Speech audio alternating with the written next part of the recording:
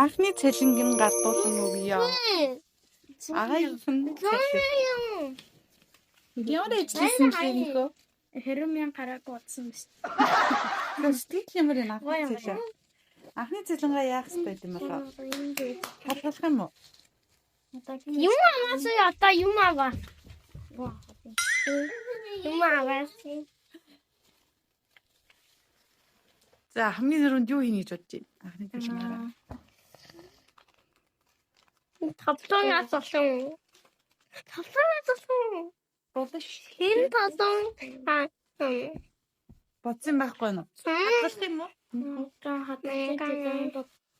Юм орж ирэхгүй.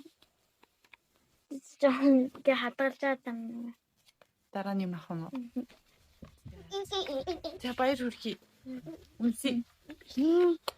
Мундаг.